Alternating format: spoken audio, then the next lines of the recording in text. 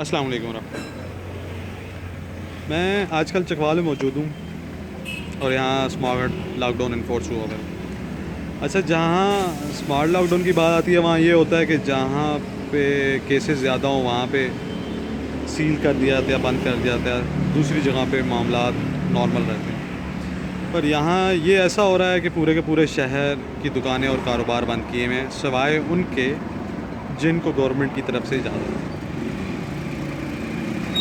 اچھا، اب لوگ ایوانوں میں بیٹھ کے پالیسی بنا رہے ہیں، کروڑ پتی ہیں، ارب پتی ہیں، لاکھ پتی ہیں۔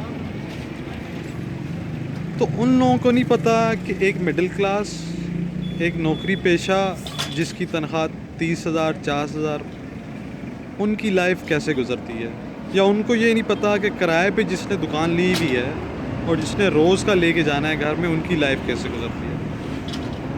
لوگ کرونا سے اتنے پریشان نہیں ہیں، یا کرونا نے لائف میں ان کے اتنی پریشانی نہیں کی جتنا اس لاک ڈاؤن کے نام پہ غلط طریقے سے معاملات چلانے نے لوگوں کو مار دیا۔ لوگ قرض پہ ضرور مر رہے ہیں، لوگ ٹینشن سے ضرور مر رہے ہیں۔ اچھا، یہاں مرنے کا مطلب یہ نہیں ہے کہ مر رہے ہیں، لغوی معنی نہیں ہے، اس کا مطلب یہ ہے کہ شدید پریشانی ہے، اور اتنی پریشانی ہے کہ بیان نہیں کر سکتے۔ سفید پوش بندہ تو اپنی عزت کی خاطر بیان بھی نہیں کر سکتا، نہ وہ آگے سڑکوں میں مانگ سکتا ہے۔ انتہائی برا حال۔ آج ہی ایک رکشے والے سے بات ہو رہی تھی تو وہ اپنی پریشانی کا ذکر کر رہا تھا لاک ڈاؤن کی وجہ سے۔ ہم یورپ میں نہیں رہتے، ہم امریکن نہیں ہیں، یا ہم آسٹریلین نہیں ہیں، یا ہم کوئی بھی ایسے ملک کے باشندے نہیں ہیں جہاں کے گورنمنٹ کے پاس اتنے وسائل ہیں کہ وہ دے سکیں۔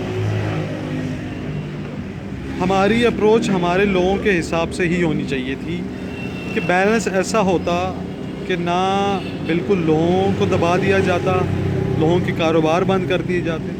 اب ایک بندے کی دکان ہے، اس نے کرائے پہ لی ہوئی ہے، اور اس کو بند کروا دیں گے، وہ کرایہ کہاں سے دے گا؟ 80% لوگ تو middle class, lower middle class یا غریب غربا ہیں، 20% میں آتے ہیں اپر مڈل کلاس یا جو امیر رچ کلاس ہے، ایلیٹ کلاس ہے۔ تو ان کا احساس کون کرے گا؟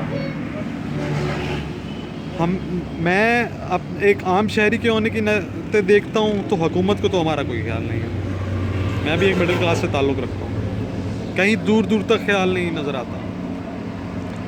جج ہیں، انہیں ان کی سیلری مل رہی ہے، گورنمنٹ امپلائیز ہیں، انہیں ان کی سیلری مل رہی ہے، آرمی ہیں، انہیں ان کی امپلائیز مل رہی ہے۔